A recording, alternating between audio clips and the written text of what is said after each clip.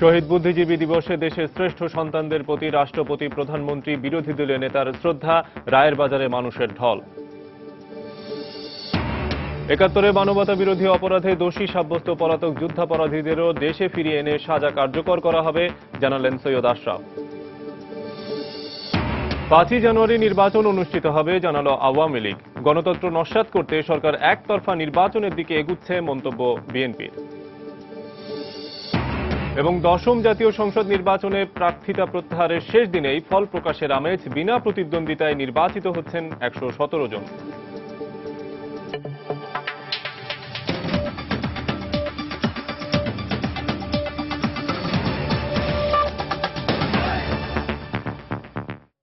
সময় সংবাদের সঙ্গে আছে আমি শফিক মোহাম্মদ।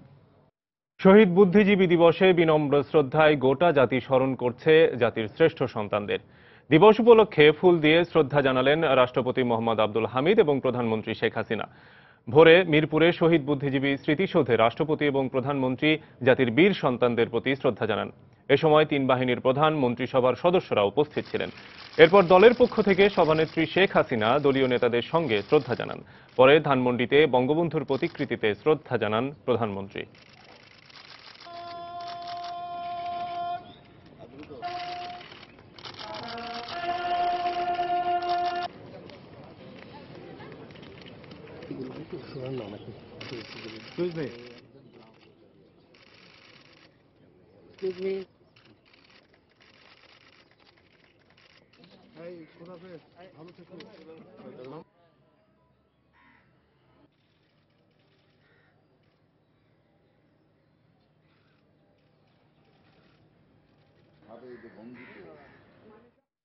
এদিকে বিরোধী দলীয় নেতা এবং বিএনপি চেয়ারপারসন বেগম খালেদা জিয়া দলীয় নেতাদের সাথে নিয়ে শ্রদ্ধা জানিয়েছেন মিরপুর শহীদ বুদ্ধিজীবী স্মৃতিসৌধে।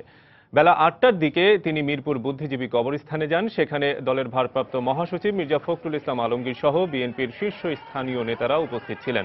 শ্রদ্ধা জানানোর পর কিছুক্ষণ নীরবে দাঁড়িয়ে থাকেন তিনি।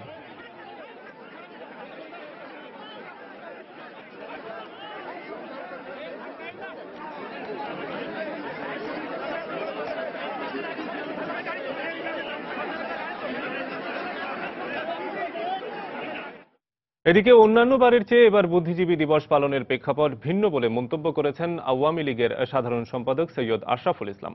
সকালে মিরপুরে শহীদ বুদ্ধিজীবী স্মৃতিসৌধে শ্রদ্ধা নিবেদন শেষে তিনি বলেন, ৭১ মানবতা বিরোধী অপরাধে দোষী সাব্যস্ত পলাতক যুদ্ধাপরাধীদেরও দেশে ফিরিয়ে এনে সাজা কার্যকর করা হবে।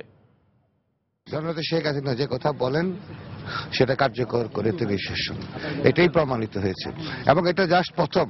হোপফুলি আগামীতে আরো বাকি যারা যুদ্ধ অপরাধী রয়েছে তাদের বিচার কার্যক্রম শেষ হবে এবং রায় কার্যকর করা হবে। বিদেশেও যারা আছে তাদেরকেও দেশে ফিরিয়ে আনা হবে। তফসিল অনুযায়ী যারা নির্বাচনে অংশ নেবে তাদের নিয়েই ৫ই জানুয়ারি নির্বাচন অনুষ্ঠিত হবে বলে জানিয়েছেন আওয়ামী লীগের যুগ্ম সাধারণ সম্পাদক মাহবুবুল আলম হানিফ। সকালে শহীদ বুদ্ধিজীবী দিবসে বঙ্গবন্ধুর প্রতিকৃতিতে শ্রদ্ধা নিবেদন শেষে তিনি একথা বলেন। নির্বাচন তফসিল অনুযায়ী নির্বাচন কমিশনার নির্বাচন তফসিল যে ঘোষিত হয়েছে সেই তফসিল অনুযায়ী এই নির্বাচন প্রক্রিয়ায় যারা অংশগ্রহণ করেছে তাদের মাধ্যমেই আগামী জাতীয় সংসদ নির্বাচন হবে। দেশের প্রধান দুই দলের মধ্যে আলোচনা হচ্ছে, এই আলোচনা চলছে, এই আলোচনা চলবে, এটা অব্যাহত থাকবে। এদিকে বিএনপির স্থায়ী কমিটির সদস্য ডক্টর খন্দকার মোশাররফ হোসেন বলেছেন, গণতন্ত্র নস্যাৎ করতে সরকার একতরফা নির্বাচনের দিকে এগুচ্ছে। শতাধিক আসনে একক প্রার্থী থাকার ঘটনাকে ন্যাক্কারজনক বলে উল্লেখ করেন তিনি। মিরপুর বুদ্ধিজীবী স্মৃতিসৌধে শ্রদ্ধা নিবেদন শেষে সাংবাদিকদের এসব কথা বলেন তিনি। প্রায় ১/৩ বেশি যে প্রার্থীরা বিনা প্রতিদ্বন্দ্বিতায় নির্বাচিত হয়ে গেছে। পৃথিবীর কোথাও কোন গণতান্ত্রিক দেশে এই ধরনের ন্যাক্কারজনক ঘটনা আমরা দেখতে পাই না। অতএব এ থেকে প্রমাণিত সকল দলের অংশগ্রহণে যদি নির্বাচন না হয় তাহলে এদেশে গণতন্ত্র ভুলণ্ঠিত হবে, গণতন্ত্রের প্রতি অবজ্ঞা প্রকাশ করা হবে। আজকে এই সরকার গণতন্ত্রকে নস্যাৎ করে দেওয়ার জন্য এই একতরফাভাবে নির্বাচনে অগ্রসর হচ্ছে।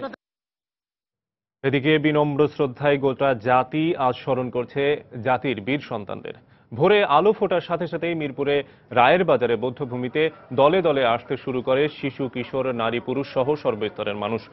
বিভিন্ন সামাজিক, সাংস্কৃতিক, রাজনৈতিক সংগঠনের পাশাপাশি শ্রদ্ধা মিছিলে সামিল হতে থাকেন শহীদ পরিবারের সদস্যরাও।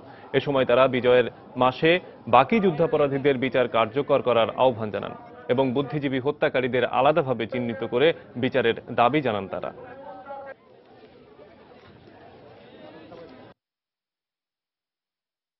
বুদ্ধিজীবী হত্যা, যে হত্যা পরিকল্পিতভাবে হয়েছে একটি জাতিকে ধ্বংস করে দেবার জন্য, এর চেয়ে জঘন্যতম ক্রাইম আর কিছু হতে পারে না। সেই বুদ্ধিজীবীর হত্যার বিচারের ব্যাপারে আমি বিশেষভাবে একটা দাবি জানাবো যে আলাদা করে যেন বিশেষভাবে নজর দিয়ে এই হত্যাকারীদের বিচার করা হয়। এদিকে ৭১-এর ১৪ই ডিসেম্বরের ভয়াবহ সেই হত্যাকাণ্ডের সেই স্মৃতিচিহ্ন বহন করছে রায়ের বাজার বৌদ্ধভূমি। এই মুহূর্তে রাজধানীর রায়ের বাজার বৌদ্ধভূমি এলাকায় আছেন আমাদের রিপোর্টার মানোয়ার হোসেন এবং ফারহানা ন্যান্সি। আমরা সরাসরি চলে যাচ্ছি তাদের কাছে। আমরা প্রথমেই যাচ্ছি মানোয়ার হোসেনের কাছে। মানোয়ার, শফিক, আপনি জানেন যে শহীদ বুদ্ধিজীবী দিবস উপলক্ষে সকাল থেকে রায়ের বাজারে বৌদ্ধভূমিতে এসে শ্রদ্ধা নিবেদন করছে বিভিন্ন শ্রেণীর মানুষ। সকাল থেকে আমি দেখেছি যে বিভিন্ন রাজনৈতিক দল, সাথে সাথে বিভিন্ন শিক্ষা প্রতিষ্ঠান, সামাজিক সাংস্কৃতিক সংগঠনের নেতাকর্মীরা তারা ব্যানার নিয়ে এসেছেন, এসে এখানে শহীদ বেদিতে শ্রদ্ধা নিবেদন করেছেন ফুল দিয়ে। আমি এখানে আসার পর অনেকের সাথে কথা বলেছিলাম, অনেক বুদ্ধিজীবী, শহীদ বুদ্ধিজীবীর পরিবারের অনেক সদস্য এসেছিলেন, তাদের সাথে কথা বলেছিলাম। তারা জানিয়েছেন যে মূলত যে গত 12ই ডিসেম্বর একজন বুদ্ধিজীবী হত্যার মামলা অন্যতম আসামি কাদের মোল্লার ফাঁসির রায় কার্যকর হয়েছে, সেই বিষয়ে তারা উচ্ছ্বসিত উল্লাস প্রকাশ করেছেন। একই সাথে তারা দাবি জানিয়েছেন যেন আগামী বছরের মধ্যে অন্যান্য যেসব যুদ্ধ অপরাধীদের বিচার প্রক্রিয়াধীন রয়েছে এবং অনেকের রায় দেয়া হয়েছে, সেসব রায় যেন কার্যকর করা হয়। শফিক, আরেকটা বিষয় আপনাকে জানিয়ে রাখি যে এই আজকের এই দিবসকে কেন্দ্র করে রায়ের বাজার বৌদ্ধভূমিতে কিন্তু বিভিন্ন সংগঠন বিভিন্ন কর্মসূচি পালন করছে। এখানে বিভিন্ন সংগঠন কবিতা আবৃত্তি এবং গানের আয়োজন করেছে, তারা এখানে গান গাচ্ছে, কবিতা আবৃত্তি করছে। এখন সকালে যে পরিমাণ ভিড় ছিল শ্রদ্ধা নিবেদনের জন্য, সেই ভিড়টা কিন্তু এখন কিছুটা কমে এসেছে। আমি এখানকার যারা এসেছিলেন ফুল দেওয়ার জন্য তাদের সাথে কথা বলেছিলাম। তারা এই যুদ্ধ অপরাধীদের বিচারের পাশাপাশি তারা চলমান রাজনৈতিক যেসব সহিংসতা হচ্ছে সেসব বিষয়ে উদ্বেগ প্রকাশ করেছেন। তারা আশা করছেন যেন এই ধরনের আর কোনো ধরনের রাজনৈতিক সহিংসতা আর যেন কেউ মারা না যায়, কেউ যেন নিহত না হয়, কেউ যেন পুড়ে না যায়, সেই বিষয়টি নিশ্চিত করার জন্য তারা যেসব রাজনৈতিক দল রয়েছে তাদের প্রতি আহ্বান জানিয়েছেন। এছাড়া আমি দেখেছি যে সকাল থেকে বিভিন্ন পর্যায়ের স্কুল কলেজের যারা এসেছেন এখানে, তারা কিন্তু শ্রদ্ধা নিবেদনের পাশাপাশি এখানে যেসব প্রদর্শনী রয়েছে সেসব প্রদর্শনী ঘুরে দেখছেন এবং সে বিষয়ে তাদের কোনো যেসব জানার বিষয় রয়েছে সেসব জানছেন এবং অনেকের সাথে সেসব বিষয়ে কথা বলছেন। শফিক, রায়ের বাজার বৌদ্ধভূমিতে আছেন আমাদের আরেক রিপোর্টার ফারহানা ন্যান্সি, আমরা এখন চলে যাচ্ছি তার কাছে। মানোয়ার, আপনাকে ধন্যবাদ। দর্শক, আমি আগেই জানিয়েছি এই রায়ের বাজার বধ্যভূমিতে সকাল থেকে ভোর থেকেই এখানে অসংখ্য মানুষ শহীদদের প্রতি শ্রদ্ধা নিবেদনের জন্য এসেছেন এবং আমি দেখেছি যে স্কুল কলেজের ছোট ছোট শিক্ষার্থীরা থেকে শুরু করে সব বয়সের মানুষ আজকে এই শহীদদের প্রতি শ্রদ্ধা জানাতে এখানে এসে উপস্থিত হয়েছেন এবং আমার পেছনে আপনারা দেখতে পাবেন যে বেদিটি ফুলে ফুলে ভরে গেছে এবং অসংখ্য মানুষ এখানে শ্রদ্ধা জানিয়ে গেছেন। রাজনৈতিক ব্যক্তিত্ব, রাজনৈতিক সংগঠন, শিক্ষা প্রতিষ্ঠান এবং অনেকে এসেছেন ব্যক্তিগতভাবে তাদের স্বজনদের প্রতি এখানে শ্রদ্ধা জানানোর জন্য, যারা হারিয়েছেন 1971 সালে 14ই ডিসেম্বর তাদের আপনজনদের। আমার ঠিক পেছনেই একটি মানববন্ধন কিছুক্ষণ আগে হয়ে গেছে।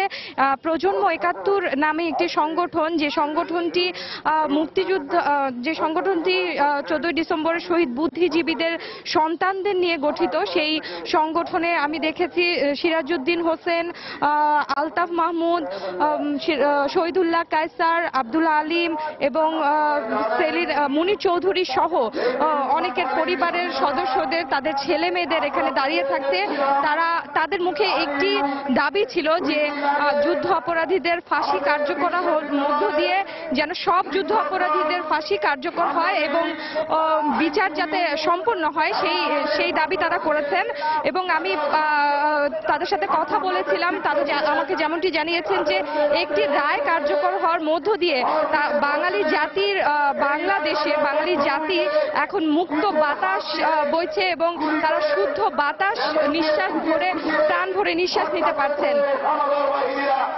আমার কাছে রায়ের বাজার বধ্যভূমি থেকে এই ছিল সবশেষ খবর।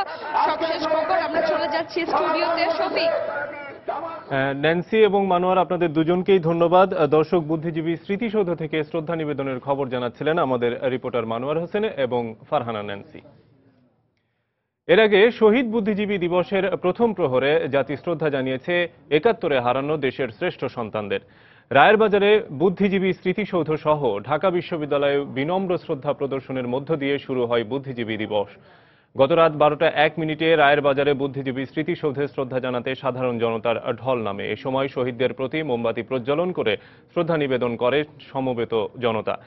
শহীদদের শ্রদ্ধা জানাতে নানা বয়সী মানুষের জমায়েত হয় পুরো প্রাঙ্গণ জুড়ে। এছাড়া ঢাকা বিশ্ববিদ্যালয়ের ফজলুল হক হলেও শহীদদের শ্রদ্ধা জানিয়েছে বিশ্ববিদ্যালয় কর্তৃপক্ষ সহ সাধারণ শিক্ষার্থীরা। এ সময় সমবেত সবার কণ্ঠে ছিল জাতির শ্রেষ্ঠ শহীদদের হারানোর ক্ষোভ। পাশাপাশি বর্বর এই নিধনযজ্ঞে জড়িতদের বিচারের দাবিও করেছেন অনেকেই। বুদ্ধিজীবীদের আত্মার শান্তি কামনার জন্য আমরা সবাই এসে প্রত্যেক বছরই আইসা আমরা এই জায়গায় মোমবাতি দেই। আমাদের দেশের অনেক গণ্যমান্য ব্যক্তিদের মারা হয়েছে, তাদের স্মরণে মূলত আমরা এখানে আসি। আর অবশ্যই আমরা সবাই যুদ্ধাপরাধীদের বিচার চাই। মোমবাতি প্রজ্বলনের মাধ্যমে আমরা ১৯৭১-এর আমাদের বুদ্ধিজীবীদের যেমন স্মরণ করি, ঠিক একইভাবে আমরা স্মরণ করি আমাদের ৩০ লক্ষ মানুষ যারা জীবন দিয়ে গেছেন। স্বাধীনতার পরে প্রথম যুদ্ধ অপরাধীদের বিচার প্রক্রিয়ার মাধ্যমে একজনকে শাস্তি প্রদান করা হয়েছে, মৃত্যুদণ্ড দেওয়া হয়েছে। ৩০ লক্ষ মানুষের হত্যাকাণ্ডের সাথে যারা জড়িত তাদের প্রত্যেকের এই শাস্তি বিধান করতে হবে, শাস্তির আওতায় আনতে। এবার শহীদ বুদ্ধিজীবী দিবসে সময়ের বিশেষ রিপোর্ট। দেশপ্রেম আর মহান মুক্তিযুদ্ধে সমর্থন ও সহযোগিতার কারণেই ৭১-এর ১৪ই ডিসেম্বর হত্যাকাণ্ডের শিকার হয়েছিলেন বুদ্ধিজীবীরা, এমনটাই মন্তব্য শহীদ বুদ্ধিজীবী পরিবারের সদস্যদের। অন্যদিকে আন্তর্জাতিক অপরাধ ট্রাইব্যুনালের প্রসিকিউটরদের মন্তব্য, ৭৫ পরবর্তী সময়ে রাজনৈতিক সদিচ্ছার অভাবে বারবার বাধা পেয়েছে এ অপরাধের বিচার কাজ। মিজানুর রহমান কবিরের রিপোর্ট। ১৪ই ডিসেম্বর ১৯৭১ বাংলাদেশের আকাশে কাঙ্ক্ষিত স্বাধীনতার সূর্য উঠতে আর মাত্র দুদিন বাকি। এই দিন স্বাধীনতা বিরোধী চক্র সারা দেশে বাছাই করে হত্যা করে শিক্ষক, চিকিৎসক, সাংবাদিক, কবি, সাহিত্যিক সহ বিভিন্ন পেশায় জাতীয় ও আন্তর্জাতিকভাবে খ্যাতনামা ব্যক্তিদের। বাঙালির এই সূর্য সন্তানদেরকে ধরে এনে হত্যা করা হয় এবং নির্মমভাবে হত্যা করে তাদের লাশ ফেলে রাখা হয় মিরপুরের একটি বধ্যভূমির মতো এই রায়ের বাজার বধ্যভূমিতেও। শ্যামলী নাসরিন চৌধুরী মনে করেন, জাতির বীর সন্তানদের হারিয়ে যে ক্ষতি হয়েছে তা অপূরণীয়। করে আমরা ক্ষতিগ্রস্ত হয়েছি। তারা সমস্ত আন্দোলন সংগ্রামের থেকে আন্দোলন করে করে এসে মুক্তিযুদ্ধের সময়ে তারা অবরুদ্ধ ঢাকায় বসে তারা মুক্তিযুদ্ধে সাহায্য করেছেন। শহীদ পরিবারের সন্তানদের মন্তব্য, দীর্ঘদিন পরে হলেও অপরাধীরা বিচারের আওতায় আসায় স্বস্তি পাচ্ছেন তারা। যে ধারণাটি এখানে চালিয়ে দেওয়ার চেষ্টা হয়েছে বিগত কয়েক দশক ধরে, যে না ১৯৭১ কিছু হয়নি, এ ধরনের কোনো জঘন্য অপরাধ হয়নি, মানবতার বিরুদ্ধে অপরাধ হয়নি, কিন্তু এটি প্রমাণিত হয়েছে, এটি আমাদের একটা বড় অ্যাচিভমেন্ট। অন্যদিকে আন্তর্জাতিক অপরাধ ট্রাইব্যুনালের প্রসিকিউটররা দাবি করছেন, জাতিকে কলঙ্কমুক্ত করতেই এই হত্যাকাণ্ডের বিচার হওয়ার প্রয়োজন ছিল। বদর বাহিনীটা সরাসরি এই বুদ্ধিজীবী নিধনের সঙ্গে সরাসরি জড়িত। শ্রেষ্ঠ সন্তানগুলোকে যারা হত্যা করলো তাদের বিচার সঠিকভাবেই হয়েছে। রাজনৈতিক সদিচ্ছা এই সমস্ত মামলা পরিচালনার ক্ষেত্রে সেটা পরবর্তী সরকারগুলোর অভাব ছিল, যার জন্য বিচার কার্যটা হয়নি। তবে এসব মামলায় বিদেশে থাকা আসামিদের দেশে ফিরিয়ে আনতে কূটনৈতিক তৎপরতা আরও বাড়ানো প্রয়োজন বলে মন্তব্য সংশ্লিষ্টদের। মিজানুর রহমান খবির, সময় সংবাদ, ঢাকা। সময় সংবাদে আরো থাকছে, টানা অবরোধে স্থবির বন্দরনগরীর পণ্য পরিবহন ব্যবস্থা সচল করার উদ্যোগ, পুলিশি পাহারায় ট্রাক ও কাভার্ড ভ্যান চলাচল শুরু। এবার অন্যান্য প্রসঙ্গ। দেশের রাজনৈতিক সংকট নিরসনে আওয়ামী লীগ এবং বিএনপির মধ্যে গতকাল তৃতীয় দফা বৈঠকে দুদলের পক্ষ থেকে কয়েকটি প্রস্তাব উঠে এসেছে। বৈঠক শেষে আওয়ামী লীগ সাধারণ সম্পাদক সৈয়দ আশরাফ এবং বিএনপির ভারপ্রাপ্ত মহাসচিব মির্জা ফখরুল ইসলাম আলমগীর জানান, দুদলের নেত্রীকে এসব প্রস্তাব অবহিত করে শিগগিরই আবারও বসবেন তারা। গুলশানে ইউএনডিপির প্রজেক্ট অফিসে শুক্রবার বিকেল 4টার দিকে আসেন আওয়ামী লীগের সাধারণ সম্পাদক সৈয়দ আশরাফুল ইসলাম ও বিএনপির ভারপ্রাপ্ত মহাসচিব মির্জা ফখরুল ইসলাম আলমগীর। সৈয়দ আশরাফের সঙ্গে ছিলেন আওয়ামী লীগের উপদেষ্টা মণ্ডলীর সদস্য আমির হোসেন আমু, তোফায়েল আহমেদ ও প্রধানমন্ত্রীর পররাষ্ট্র বিষয়ক উপদেষ্টা গওহর রিজভী। অন্যদিকে মির্জা ফখরুলের সঙ্গে বৈঠকে যোগ দেন দলটির স্থায়ী কমিটির সদস্য ডক্টর খন্দকার মোশাররফ হোসেন, ডক্টর আব্দুল মঈন খান এবং ভাইস চেয়ারম্যান শমশের মোবিন চৌধুরী। প্রায় 2 ঘন্টার বৈঠক শেষে প্রথমেই সাংবাদিকদের সাথে কথা বলেন সৈয়দ আশরাফ। ওনারা আমাদের কিছু প্রস্তাব দিয়েছেন, আমরাও ওনাদের কাছে প্রস্তাব দিয়েছি এবং আমাদের আলোচনা এটাই সিদ্ধান্ত যে আমরা প্রস্তাবগুলি নিয়ে আমাদের নেতৃবৃন্দের কাছে যাব, ওনারাও আমাদের প্রস্তাবগুলি নিয়ে ওনাদের নেতৃবৃন্দের কাছে যাবেন এবং আমরা যখন আমাদের দলের নেত্রী এবং নেতৃত্বের সঙ্গে আলোচনা করে পরবর্তী সময় আমরা আমাদের কৌশল ঠিক করব। পরে সাংবাদিকদের মুখোমুখি হন মির্জা ফখরুল। তত্ত্বাবধায়ক ব্যবস্থা সহ কয়েকটি ইস্যু নিয়ে বৈঠকে আলোচনা হয়েছে বলে জানান তিনি। সুষ্ঠু নির্বাচনের জন্য এবং সকলের অংশগ্রহণের মাধ্যমে নির্বাচনের জন্য আমরা কতগুলো সুনির্দিষ্ট প্রস্তাব সরকারি দলের কাছে দিয়েছি, সেগুলো নিয়ে আলোচনা হয়েছে। তারাও কিছু প্রস্তাব দিয়েছেন। তারা যে প্রস্তাবগুলো দিয়েছেন এই প্রস্তাবগুলো নিয়ে আমরা আমাদের দলের নীতি নির্ধারণী যে ফোরাম আছে সেখানে আলোচনা করব। তারা তাদের নীতি নির্ধারণী ফোরামে আলোচনা করবেন এবং অতি শীঘ্র আবার এই বিষয়ে আলোচনা হবে। রাজনৈতিক সংকট নিরসনে এ বৈঠকে মধ্যস্থতাকারীর ভূমিকা পালন করেন নীল ওয়াকার। সালাউদ্দিন সুমন, সময় সংবাদ, ঢাকা। 10ম জাতীয় সংসদ নির্বাচনের প্রার্থিতা প্রত্যাহারের শেষ দিনেই শুরু হয়ে গেছে ফল প্রকাশের আমেজ। বিএনপির বর্জন আর জাতীয় পার্টির প্রত্যাহারের কারণে আগামী নির্বাচনে রেকর্ড সংখ্যক প্রার্থী নির্বাচিত হতে যাচ্ছেন বিনা প্রতিদ্বন্দ্বিতায়। 300 সংসদীয় আসনের মধ্যে এরই মধ্যে 117টি আসনে একক প্রার্থী থাকার কথা জানিয়েছে নির্বাচন কমিশন। রামিম হাসানের রিপোর্ট। 10ম জাতীয় সংসদ নির্বাচনের ভোট গ্রহণের দিন এখনো ঢের বাকি। সবে শেষ হলো মনোনয়নপত্র প্রত্যাহার, কিন্তু এরই মধ্যে ফলাফল এসে গেছে শতাধিক আসনের। শুনতে একটু অস্বাভাবিক হলেও এটাই এই নির্বাচনের বাস্তবতা। আগে থেকেই বিএনপির নির্বাচন বর্জনের ঘোষণা আর শেষ মুহূর্তে জাতীয় পার্টির সরে আসার ঘটনায় এই নির্বাচনে একক প্রার্থী রয়েছে 1/3 বেশি আসনে। আর এ বিষয়টি মনোনয়ন প্রত্যাহারের দিনটিকে আলাদা করে দিয়েছে অন্যান্য নির্বাচনের থেকে। আজকে কতজন বিনা প্রতিদ্বন্দ্বিতায় নির্বাচিত হতে যাচ্ছে সেটা হলো মূল ইস্যু আর কি, আমাদের আগ্রহের জায়গা। আমরা কিন্তু ওটাই খুঁজছি, কে কতজন উইথড্র করতেছে সেটা কিন্তু খুঁজতেছি না। সব দলের অংশগ্রহণের যে নির্বাচন, এইখানে কখনোই বিনা প্রতিদ্বন্দ্বিতায় এতজন নির্বাচিত হয়নি। শুধু বাংলাদেশ না, আমার মনে হয় যে এই অঞ্চলের কোনো দেশগুলোতে 100-র উপরে বিনা প্রতিদ্বন্দ্বিতা নির্বাচিত হয়নি। পরিসংখ্যানে দেখা যায় এর আগে 1996 সালের বহুল আলোচিত 15ই ফেব্রুয়ারি নির্বাচনে সর্বোচ্চ 49 জন প্রার্থী বিনা প্রতিদ্বন্দ্বিতায় নির্বাচিত হয়েছিলেন। এর বাইরে 1973 ও 1979 নির্বাচনে 11 জন, 1988 নির্বাচনে 18 জন আর 2007 সালের বাতিল হওয়া নির্বাচনেও 18 জন প্রার্থী নির্বাচিত হয়েছিলেন এককভাবে। বিনা প্রতিদ্বন্দ্বিতায় বিজয়ী প্রার্থীর বিবেচনায় 2014 সালের 5ই জানুয়ারি নির্বাচন ভেঙে দিতে যাচ্ছে আগের সব রেকর্ড। মনোনয়ন প্রত্যাহারের শেষ দিনে তাই প্রধান নির্বাচন কমিশনারের কাছে প্রশ্ন ছিল, বিরোধী দলের অংশগ্রহণের আর কোনো সুযোগ থাকছে কিনা। ডিফিকাল্ট হয়ে যাচ্ছে, কিন্তু সুযোগ সবসময় থাকবে। সবাই যদি একটা বাস্তবসম্মত সিদ্ধান্তে আসেন তাহলে উন্ডাই বলে দিবেন কিভাবে আমরা অগ্রসর হব। তবে আরপিওর 16-এর 3 ধারা অনুযায়ী প্রত্যাহারের পর কোনো প্রার্থী ওই নির্বাচনে পুনরায় অংশগ্রহণের আবেদনের আর কোনো সুযোগ পাবেন না। রামিম হাসান, সময় সংবাদ, ঢাকা। নির্বাচনে অংশ নেয়া না নেয়া নিয়ে জাতীয় পার্টিতে এরশাদ এবং রওশন এরশাদের মধ্যে দুটি ধারা স্পষ্ট হয়ে উঠেছে। মনোনয়নপত্র প্রত্যাহারের শেষ দিনে দলের কেউ কেউ মনোনয়নপত্র প্রত্যাহার করলেও বেশিরভাগ প্রার্থীই নির্বাচনে প্রতিদ্বন্দ্বিতায় রয়েছেন। এদিকে এ নিয়ে গতকাল দিনভর নাটক চলে জাতীয় পার্টির নেতাদের মধ্যে। দলের মহাসচিব রুহুল আমিন হাওলাদার জাতীয় পার্টি নির্বাচনে যাচ্ছে না এ বিষয়টি স্পষ্ট করলেও দলের প্রেসিডিয়াম সদস্য মুজিবুল হক চুন্নু বললেন ভিন্ন কথা। যে ক্ষোভ সৃষ্টি হয়েছে নেতা কর্মীদের, এটা হওয়াই স্বাভাবিক, কারণ বিষয়টা ছিল অনাকাঙ্ক্ষিত। আমরা কেউই ভাবি নাই যে পল্লীবন্ধুকে এই গভীর রাত্রে কম্বাইন্ড মিলিটারি হাসপাতালে যেতে হবে। ধৈর্য ধারণ, জাতীয় পার্টি একটি সুশৃঙ্খল পার্টি। আমাদের পল্লীবন্ধু হোসেন মোহাম্মদ এরশাদ এই পার্টির চেয়ারম্যান, তিনি আছেন, তিনি থাকবেন। কোন বিভ্রান্তিতে আপনারা কান দেবেন না। আমি ম্যাডামের সঙ্গে আলাপ করার জন্য আসছি, তাও বলতে পারবো না, বিস্তারিত ওনার সঙ্গে আলাপ করলে পরে বুঝতে পারবো। এদিকে জাতীয় পার্টির চেয়ারম্যান এইচ.এম. এরশাদের বিশেষ উপদেষ্টা ববি হাজ্জাজ সাংবাদিকদের বলেছেন এরশাদ সুস্থ আছেন, তাকে গ্রেফতারের উদ্দেশ্যে সিএমএইচে আটকে রাখা হয়েছে। দলের চেয়ারম্যান এরশাদ গতকাল বিকেলে তাকে একথা জানিয়েছেন বলে জানান তিনি। উনি অসুস্থ না, অসুস্থতার কারণে ওনাকে নেওয়া হয়নি। উনি আমাকে যেটা ইনস্ট্রাকশন দিয়েছেন যে অসুস্থতার কারণে ওনাকে নেওয়া হয়নি, ওনাকে আপনারা যেটা বলেন ওনাকে আটক করেন। আরো জোর দিয়ে যেটা বলেছেন যে উনি শুনেছেন যে কিছু প্রেসিডেন্ট মেম্বার কিছু হয়তো বলছেন যে পার্টির ডিরেকশনের ব্যাপারে, পার্টি কি করবে, কোন দিকে যাবে সেগুলোর ব্যাপারে, এবং উনি সবার কাছে ক্লারিফাই করতে চান যে উনি মহাসচিবকে ইনস্ট্রাকশন দিয়েছেন, মহাসচিব যা করছেন সেগুলো মহাসচিব ওনার ইনস্ট্রাকশনসে করছেন, জিএম কাদের সাহেব যা করছেন ওনার ইনস্ট্রাকশনসে করছেন, কিন্তু উনি আর কাউকে ইনস্ট্রাকশন দেননি বা কোনো ইখতিয়ারও দেননি পার্টিকে রিপ্রেজেন্ট করতে বা ওনাকে রিপ্রেজেন্ট করতে। অন্য কেউ যদি কিছু বলে থাকে তাহলে সেটা তাকে রিপ্রেজেন্ট করে বলা হয়নি, এবং বিভ্রান্তিকর কেউ যদি কিছু বলে থাকে পার্টির নামে বা পার্টি থেকে কেউ যদি কিছু বলে থাকে সেটা পরে পার্টি থেকে ব্যবস্থা নেওয়া হয়। সব যুদ্ধাপরাধীর সর্বোচ্চ শাস্তি নিশ্চিত না হওয়া পর্যন্ত আন্দোলন চালিয়ে যাওয়ার ঘোষণা দিয়েছে গণজাগরণ মঞ্চ। গতকাল বিকেলে শাহবাগের প্রজন্ম চত্বরে এক সমাবেশ থেকে এই অঙ্গীকার করা হয়।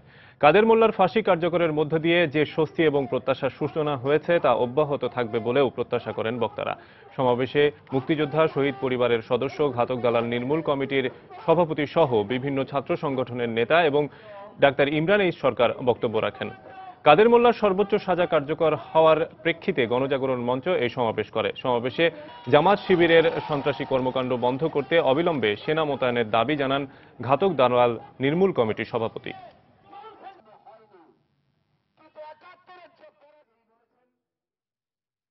এবার বিজয়ের খবর।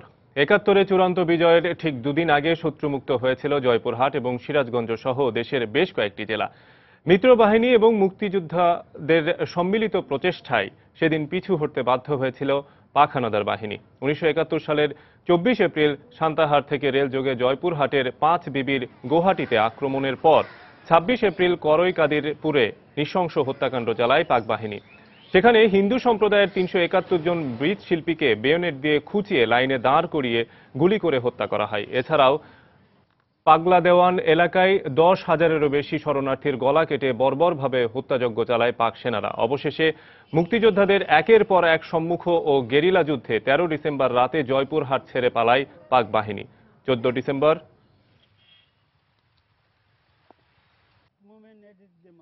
মুক্তিযুদ্ধ চলাকালীন সময়ে সিরাজগঞ্জে যে কয়েকটি যুদ্ধ সংগঠিত হয়েছিল তার মধ্যে ১৩ ডিসেম্বর রাতে সদর উপজেলার শৈলবাড়িতে পাক বাহিনীর সাথে মুক্তিযোদ্ধাদের সম্মুখ যুদ্ধ হয়।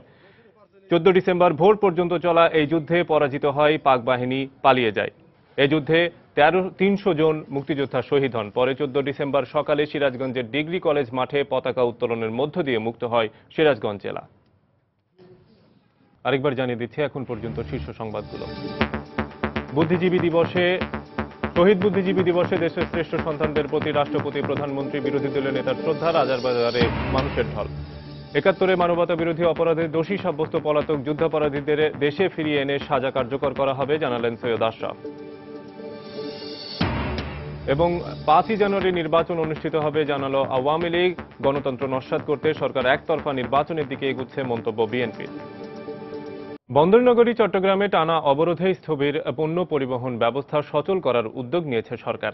আইন শৃঙ্খলা রক্ষাকারী বাহিনীর পাহারায় পণ্যবাহী ট্রাক এবং কাভার্ড ভ্যান চলাচল শুরু হয়েছে। এদিকে আমদানি রপ্তানি সহ সব ধরনের পণ্য পরিবহনে আরও বেশি নিরাপত্তা ব্যবস্থার দাবি জানিয়েছে ব্যবসায়ীরা। বিস্তারিত জানাচ্ছে ফেরদৌস লিপি। হরতালের মতো রাজনৈতিক কর্মসূচিতে সবসময় আমদানি রপ্তানি পণ্য পরিবহন সীমিত হয়ে পড়ে। তবে সম্প্রতি বিরোধী দলের ডাকা ৩ দফা অবরোধ সহ মহাসড়কগুলোতে সহিংস পরিস্থিতির কারণে পণ্য সরবরাহ ব্যবস্থা পুরোপুরি ভেঙে পড়ে। এতে করে সবচেয়ে বেশি ক্ষতির মুখে পড়ছে তৈরি পোশাক শিল্প মালিকরা। অবরোধের কারণে, ফ্যাক্টরিতে প্রোডাকশন না হওয়ার কারণে, মেটেরিয়াল না আসে পৌঁছার কারণে আমার মনে হচ্ছে যে আগামী মাসে $1 বিলিয়ন বিজনেস লস করবে। বিভিন্ন পণ্য নিয়ে প্রতিদিন চট্টগ্রাম বন্দর থেকে অন্তত ৫,০০০ ট্রাক ও কাভার্ড ভ্যান রাজধানী সহ দেশের বিভিন্ন অঞ্চলে যায়, কিন্তু চলমান সহিংসতায় পণ্য পরিবহন অনেকটাই বন্ধ হয়ে যায়। যারা রাজনীতি করে সন্ত্রাসী নাম দিয়ে তারা এই গাড়িগুলো রাস্তার মধ্যে জ্বালিয়ে দিয়েছে, ড্রাইভারদেরকে জ্বালিয়ে দিয়েছে। এই অবস্থায় পুলিশ পাহারায় পণ্যবাহী যানবাহন পারাপারের কাজ শুরু করে আইন শৃঙ্খলা রক্ষাকারী বাহিনীগুলো। শহরের মধ্যে তেমনি পৌঁছায়, এর বাইরে আমরা ওই সিটি গেট পর্যন্ত পৌঁছে দিই, তারপরে আমরা ওয়েট করি যতক্ষণ তারা আসে, হাইওয়ে পুলিশ তার না হাইওয়ে পুলিশকে দিয়ে দেয়। পোর্ট থেকে কোনো মালামাল তাদের প্রয়োজনে তাদের প্রতিষ্ঠানে পৌঁছে দেয় এবং ওদের যদি কোনো মালামাল বা আমদানি বা রপ্তানির ক্ষেত্রে যে মালামালগুলো সেগুলো আবার বন্দরে পৌঁছে দেওয়ার ব্যবস্থা করি। মহাসড়কের পাশাপাশি গ্রাম পর্যায়ে যেন নিরাপদে পণ্য পরিবহন করা যায় সে দাবিও জানান ব্যবসায়ীরা। অতি প্রয়োজনীয় জিনিসপত্রগুলা বিশেষ করে ভোগ্য পণ্যগুলো যাতে গ্রামগঞ্জে পৌঁছানো যায়, সরকারকে সেই ব্যবস্থা আরো জোরদার করতে হবে। গত 3 মাসে রাজনৈতিক সহিংসতায় ঢাকা চট্টগ্রাম মহাসড়কে 2 শতাধিক ট্রাক ও কাভার্ড ভ্যান পোড়ানোর পাশাপাশি প্রায় 1000 পণ্যবাহী গাড়ি ভাঙচুর করা হয়েছে। ফেরদৌস লিপি, সময় সংবাদ, চট্টগ্রাম। ঢাকা চট্টগ্রাম মহাসড়কের ফেনীর দেবীপুর এলাকায় দুর্বৃত্তের ছোড়া বোমায় ঝলসে গেছেন কাভার্ড ভ্যান চালকের সহকারী। গতকাল সন্ধ্যায় চট্টগ্রাম থেকে ঢাকামুখী কাভার্ড ভ্যানটিকে লক্ষ্য করে পেট্রোল বোমা ছোড়ে দুর্বৃত্তরা। এ সময় কাভার্ড ভ্যানের সহকারী মোহাম্মদ সেলিম মারাত্মকভাবে দগ্ধ হন। পরে স্থানীয় লোকজন তাকে উদ্ধার করে ফেনী জেলা হাসপাতালে নিয়ে যায়। সেলিম চট্টগ্রাম শহরের ছোটপুর এলাকার বাসিন্দা। রাজধানীর কারওয়ান বাজারে বহুতল একটি ভবনের নিচে বিদ্যুৎপৃষ্ট হয়ে একজন নিহত হয়েছেন। প্রত্যক্ষদর্শী এবং অগ্নি নির্বাপন বাহিনী জানায়, গতকাল গভীর রাতে এই ঘটনা ঘটে। ভবনটিতে অবস্থিত একটি প্রতিষ্ঠানে কর্মরত ছিলেন কাশেম মৃধা। এটি চাবির তোড়া উপর থেকে নিচে ফেলতে গিয়ে তা বৈদ্যুতিক তারে আটকে যায়। পরে তা বাঁশ এবং অ্যালুমিনিয়ামের লাঠি দিয়ে উদ্ধারের চেষ্টা করেন তিনি। এ সময় বিদ্যুৎপৃষ্ট হয়ে ঘটনাস্থলেই মারা যান তিনি।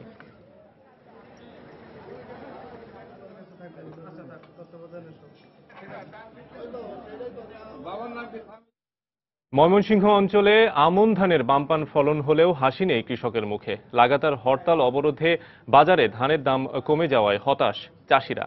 এদিকে বিপণন ব্যবস্থা বিপর্যস্ত, কেনা বেচা কমে যাওয়ায় বিপাকে পড়েছেন চাল ব্যবসায়ীরা। তবে কৃষি কর্মকর্তারা বলছেন, পরিবহন সংকট কেটে গেলে এবং সরাসরি কৃষকদের কাছ থেকে ধান কেনা শুরু হলে কৃষকরা লাভের মুখ দেখবেন।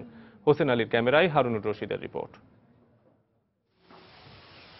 আবহাওয়া অনুকূলে থাকায় এবছর ময়মনসিংহ অঞ্চলে আমন ধানের বাম্পার ফলন হয়েছে। আর দীর্ঘ প্রতীক্ষার সোনালী ধানে গোলা ভরলেও আনন্দ নেই কৃষকের মনে। চলমান একটানা হরতাল অবরোধে বাজারে ধানের দাম কমে যাওয়ায় তাদের রঙিন স্বপ্ন ফিকে হয়ে যাচ্ছে। কৃষকরা বলছেন, সরাসরি তাদের কাছ থেকে সরকারিভাবে ধান সংগ্রহ করা হলে ক্ষতি কিছুটা হলেও পুষিয়ে নেওয়া সম্ভব। ফলন তো ভালো হয়েছে, অন্তত হরতাল মরতালের লেগে তো ধানের দাম কম। 600 650 টাকা বাজার কর, কি করবা মন বেচার পারি না, পরে ঘুরে ঘুরে লই আনি লাগে। কিনে দান লয়ে গেলে গাড়ি চলে না, অবরোধ হরতাল কই না কি করবাম, তুই যাও আরেকদিন ওটি কামলারাই করতে দেয়, নিজেরাই করতে হবে বাজার করি। সরকার তো ধান চাইল কিনে ব্যবসায়ীদের কাছ থেকে, আমরা কৃষকের কাছ থেকে না। আমরা কৃষকের কাছ থেকে যদি কিনতো তাইলে আমরা একটু পয়সা বেশি পাইতাম। টানা অবরোধের কারণে চালের স্থানীয় ও আন্তঃজেলা পর্যায়ে সরবরাহ একেবারে বন্ধ হয়ে যাওয়ায় বিপাকে পড়েছেন ব্যবসায়ীরা। আমরা মাল আনতে পারতেছি না, মাল ডেলিভারি দিতে পারছি না, দূরে দূরে মাল পাঠাতে পারছি না। দৈনিক যে খরচটা, আমাদের খরচটা ওঠে না, এমন অবস্থা। বেচা কিনা করতে পারতেছি না, পার্টিগুলো ঠিক মতো টাকা পয়সা দিতে পারতেছি না। জেলার শীর্ষ কৃষি কর্মকর্তা জানান, পরিবহন সংকট কেটে গেলে ধানের দাম বাড়বে। পাশাপাশি সরকারি গুদামে সরাসরি কৃষকদের কাছ থেকে ধান কেনা হলে তারা লাভবান হবেন। সেটা যদি সরাসরি চাষিদের কাছ থেকে করবার সুযোগ সৃষ্টি করা হয়, তাহলে অবশ্যই চাষিরা লাভবান হবে, এখনো লাভবান হবে, এখনো যে মূল্য আছে তাতেও লাভবান হবে। তবে এই পরিবহন সংকটটা চলে গেলে আমার মনে হয় সব দিক থেকে চাষিদের জন্য সুবিধাজনক একটা অবস্থান হতো, যেহেতু ভালো ফলন হয়েছে। ময়মনসিংহ জেলায় এবছর 2,65,000 হেক্টর জমিতে আমন ধান আবাদ করা হয়, যা থেকে প্রায় 6.5 লাখ মেট্রিক টন চাল উৎপাদন হবে বলে আশা করছে কৃষি বিভাগ। হারুনুর রশিদ, সময় সংবাদ, ময়মনসিংহ। দেশের বাইরের খবর। টানা 3 দিন ধরে মধ্যপ্রাচ্যে তুষারঝড় এবং বন্যায় বিপর্যস্ত হয়ে পড়েছে এ অঞ্চলের জনজীবন। শুক্রবারও ভারী তুষারপাতে ফিলিস্তিনের পশ্চিম তীর গাজা জেরুজালেমে যোগাযোগ ব্যবস্থা অচল হয়ে পড়ে। এছাড়া বন্ধ করে দেয়া হয়েছে স্কুল এবং অন্যান্য সরকারি ভবন। সেই সঙ্গে বন্যার কারণে দুর্ভোগ আরও বাড়ে। প্রয়োজনীয় কাজ সারতে স্থানীয় মানুষকে নৌকা ব্যবহার করতে দেখা গেছে। তুষারপাতের কারণে সবচেয়ে বেশি দুর্ভোগের পড়েছেন সিরীয় শরণার্থীরা। প্রয়োজনীয় শীত বস্ত্রের অভাবের কারণে নিদারুণ কষ্টের শিকার হতে হচ্ছেন তাদের। জর্ডানেও ভারী তুষারপাতে হওয়ায় বন্ধ করে দেয়া হয়েছে বিভিন্ন সরকারি প্রতিষ্ঠান। খেলার খবর। পাকিস্তান শ্রীলঙ্কা টি-20 সিরিজ প্রসঙ্গ। প্রথম টি-20 হারেও দ্বিতীয় ম্যাচে পাকিস্তানকে 24 রানে হারিয়ে সিরিজে 1-1 সমতায় শেষ করেছে শ্রীলঙ্কা। পেরেরার ব্যাটিং নৈপুণ্যে পাকিস্তানের বিপক্ষে নিজেদের টি-20 সর্বোচ্চ 3 উইকেটে 211 রান করে লঙ্কানরা। জবাবে সব উইকেট হারিয়ে 187 রানে থামে পাকিস্তান। এ জয়ে টি-20 ক্রিকেট র্যাঙ্কিংয়ে শীর্ষে উঠে আসে শ্রীলঙ্কা। টস জিতে শ্রীলঙ্কাকে ব্যাটিংয়ে পাঠান পাক অধিনায়ক হাফিজ, কিন্তু তার সে সিদ্ধান্ত ভুল প্রমাণিত করতে থাকেন লঙ্কান দুই ওপেনার পেরেরে ও দিলশান। তারা দুজন দলীয় 100 রানের পুঁজি দেয়। তবে ব্যক্তিগত 48 রানে দিলশান ফেরেন কিছুক্ষণ পর আউট হয়ে যান অভিষিক্ত প্রসন্নাও। কিন্তু শেষ দিকে সাঙ্গাকারা অপরাজিত 44 রান এবং পেরেরার 84 রানে 212 রানের বড় টার্গেট দেয় শ্রীলঙ্কা। জবাবে ব্যাট করতে নামা পাকিস্তান 18 রানেই হারায় শেজাদকে। এরপর নিয়মিত বিরতিতে উইকেট হারানো পাকিস্তান শারজিলের 50, আফ্রিদির 28 এবং সোহেল তানভীরের 41 রানে ব্যবধান কমিয়েছে মাত্র।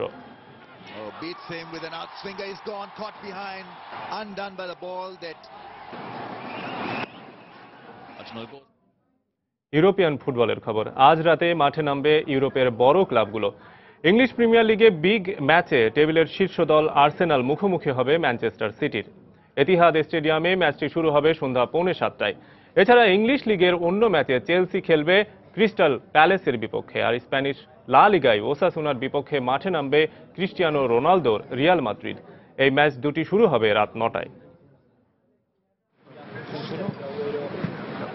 ঘরের মাঠ এতিহাদ স্টেডিয়ামে ম্যানচেস্টার সিটি মুখোমুখি হবে আর্সেনালের। সিটিজেনদের মৌসুমের শুরুটা ভালো না হলেও গেল কয়েক ম্যাচে দুর্দান্ত ফর্মে আছে তারা, আর ঘরের মাঠকে যেন দুর্গে পরিণত করেছে সিটিজেনরা।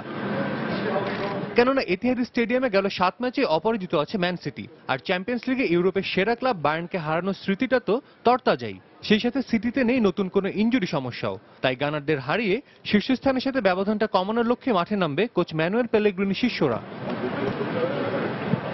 অন্যদিকে চ্যাম্পিয়ন্স লিগে মাত্রই হারের অভিজ্ঞতা হলেও ঘরোয়া লিগে দুর্দান্ত ফর্মে আছে আর্সেনাল, আর মুখোমুখি লড়াইয়ে 48 হারের বিপরীতে 93 জয়ে এগিয়ে আছে আর্সেন ওয়েঙ্গারের শিষ্যরাই। আর প্রায় 4 মাস পর এই ম্যাচে মাঠে ফিরতে পারেন জার্মান ফরওয়ার্ড লুকাস পোডোলস্কি, আর ওজিল উইলশিয়ার জিরুদ্রা তো আছেনই, তাই জমজমাট একটি লড়াই দেখতে পাবেন ফুটবল ভক্তরা। এদিকে ঘরের মাঠ স্ট্যামফোর্ড ব্রিজে চেলসি মুখোমুখি হবে টেবিলের 19 নম্বর দল ক্রিস্টাল প্যালেসের। লিগে চলতি মৌসুমে ঘরের মাঠে এখনো অপরাজিত আছে চেলসি, তবে গেল ম্যাচেই স্টোক সিটির বিপক্ষে তাদের মাঠ থেকে হার নিয়ে ফিরতে হয়েছে হোসে মরিনহো শিষ্যদের। তাই শিরোপা দৌড়ে ফিরে আসতে জয়ের ধারায় ফিরতে মরিয়া ব্লুজরা। সেই সাথে এই ম্যাচে একাদশে ফিরতে পারেন রামিরেস, জুয়ান মাটা, আন্দ্রে শার্ল, গ্যারি কাহিল ও ফার্নান্দো তরেস। সেই সাথে ক্রিস্টাল প্যালেসের দলে আছে ইনজুরি সমস্যা, তাই জয়ের লক্ষ্য নিয়ে মাঠে নামবে চেলসি। অন্যদিকে ঘরের মাঠ এস্তাদিও এল সাদারো রিয়াল মাদ্রিদের বিপক্ষে মাঠে নামবে ওসাসুনা। মুখোমুখি দেখায় 17 জয় ও 5 হারে লস ব্ল্যাঙ্কোসরা এগিয়ে থাকলেও ওসাসুনার মাঠে গেল 5 ম্যাচে মাত্র একবারই জয়ের দেখা পেয়েছে মাদ্রিদ। তবে আগের রেকর্ড নিয়ে খুব একটা শঙ্কিত হবার কথা না রিয়াল কোচ কার্লোস অ্যাঞ্চেলোত্তির, কারণ গেল ম্যাচে ইনজুরি থেকে ফিরে আবারও গোলের ধারায় ফিরেছেন গোল মেশিন ক্রিস্টিয়ানো রোনালদো। তাই টেবিলে 16 নম্বর দল ওসাসুনার বিপক্ষে জয়ের ব্যাপারে বেশ আত্মবিশ্বাসী মাদ্রিদিস্তানরা। সাজিদ মুস্তাহিদ, সময় সংবাদ। এ পর্যায়ে শীর্ষ সংবাদ জানিয়ে দিচ্ছে আরেকবার। শহীদ বুদ্ধিজীবী দিবসে দেশের শ্রেষ্ঠ সন্তানদের প্রতি রাষ্ট্রপতি, প্রধানমন্ত্রী, বিরোধী দলীয় নেতার শ্রদ্ধা, রায়ের বাজারে মানুষের ঢল। ৭১ মানবতা বিরোধী অপরাধে দোষী সাব্যস্ত পলাতক ও যুদ্ধাপরাধীদেরও দেশে ফিরিয়ে এনে সাজা কার্যকর করা হবে, জানালেন সৈয়দ আশরাফ। এবং 5ই জানুয়ারি নির্বাচন অনুষ্ঠিত হবে, জানালো আওয়ামী লীগ। গণতন্ত্র নস্যাৎ করতে সরকার একতরফা নির্বাচনের দিকে এগুচ্ছে, মন্তব্য বিএনপির। এই ছিল এখনকার মতো। যে কোনো খবর পেতে ভিজিট করুন সময়নিউজ.tv। এছাড়া এইমাত্র পাওয়া খবর আপনার মোবাইলে পেতে SMS করুন *BN লিখে পাঠিয়ে দিন 16242 নম্বরে, আর সঙ্গে থাকুন সময়।